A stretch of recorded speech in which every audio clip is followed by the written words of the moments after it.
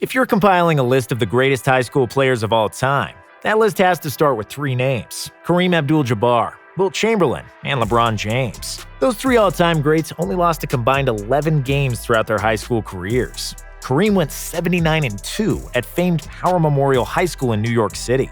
Wilt amassed a 56-3 record at Overbrook High School in Philadelphia. LeBron lost just 6 games over his 4 seasons at St. Vincent St. Mary.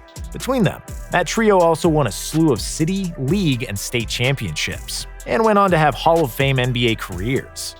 But they were all different players. The most dominant high school scorer of the three was Chamberlain, who posted single-game scoring totals in Philadelphia that would make both Kareem and LeBron jealous.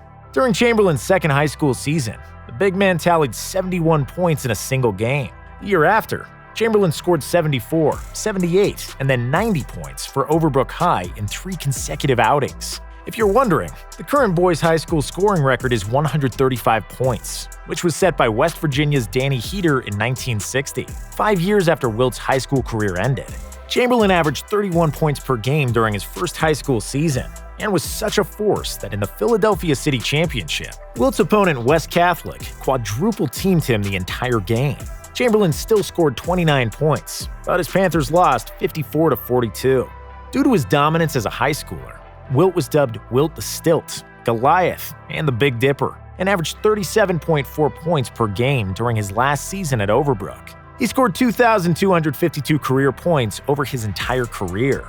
As a senior at St. Vincent St. Mary, LeBron averaged 31.6 points per game. Kareem, who was known in high school as Lou Alcindor, averaged 33 points per game during his last high school season. But make no mistake, Kareem, who was 6'8" when he started high school, and LeBron, who grew from 6 foot to 6'6" as a high schooler, could score the heck out of the ball too. Kareem finished his high school career with 2,067 points, which at the time was a New York City high school record, and recorded over 2,000 rebounds. At his size, with guard skills and a runner's body, no one had seen anything quite like him. Defenses simply had no answer for his combination of skill, size, and touch around the rim.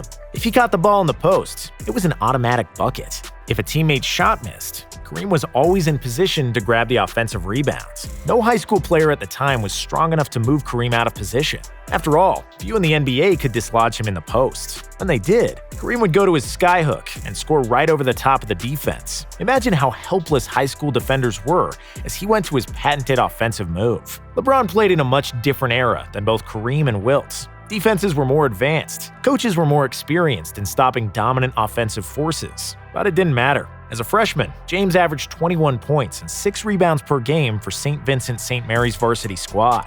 As a sophomore, he upped his scoring average to 25.2 points per game. During his junior season, LeBron appeared on the cover of Sports Illustrated and averaged 29 points, 8.3 rebounds, 5.7 assists, and 3.3 steals per game. He was named Ohio Mr. Basketball and selected to the USA Today All-USA First Team. James also became the first junior to be named Male Basketball Gatorade Player of the Year. During his senior season, LeBron averaged 31.6 points, 9.6 rebounds, 4.6 assists, and 3.4 steals per game. Once again, he was named Ohio Mr. Basketball and selected to the USA Today All-USA First Team for an unprecedented 3rd consecutive year. James was also named National Gatorade Player of the Year for a 2nd straight season. Over his entire high school career, James tallied 2,657 total points, which was more than Wilt and Kareem scored. But James played in more games than both of them.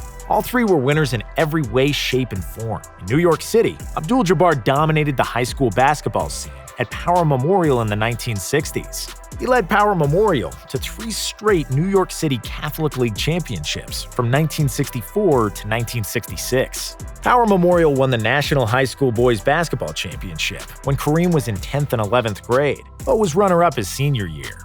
Throughout his high school career, Abdul-Jabbar amassed a 79-2 record and at one point won 71 consecutive games. He eventually earned the nickname the Tower from Power.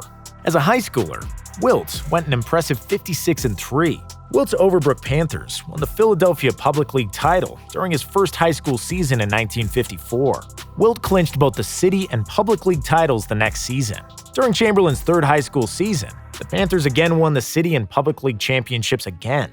3 years, 3 public league, and 2 Philadelphia City championships. Not bad. Once LeBron enrolled at St. Vincent St. Mary, he won and won, and then won some more.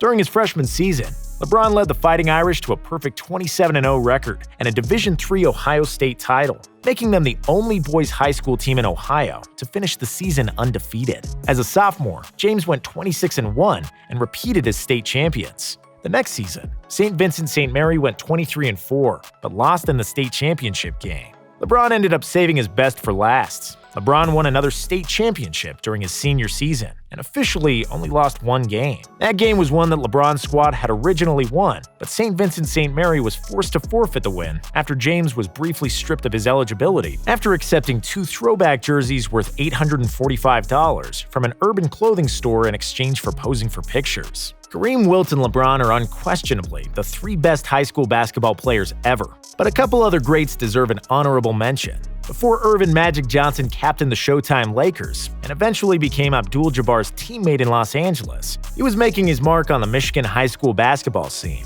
After dropping a mean 36-point, 16-assist, 16-rebound triple-double as a sophomore, a Michigan sports writer decided Earvin needed a flashier nickname. He came up with Magic. I'd say it stuck.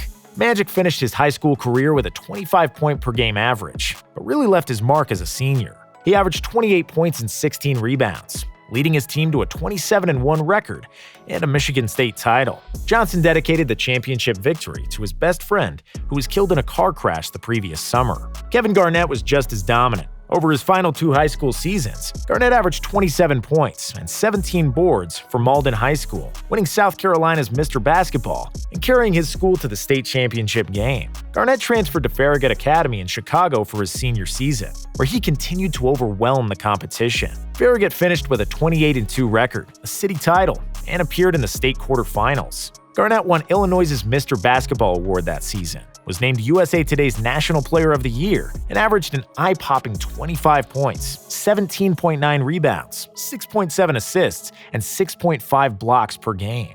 After being named Most Outstanding Player of the McDonald's All-American Game, the Minnesota Timberwolves selected Garnett 5th overall in the 1995 NBA Draft. Garnett became the first player in 20 years to bypass college for the NBA Draft. All 5 were incredible high school players, but Kareem, Wilt, and LeBron were a cut above the rest. But who was the greatest? Wilt may have been the most dominant scorer in high school history. Kareem somehow only lost 2 total games throughout his entire high school career.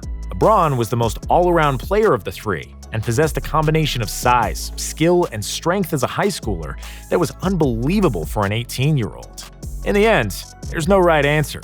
They were all great.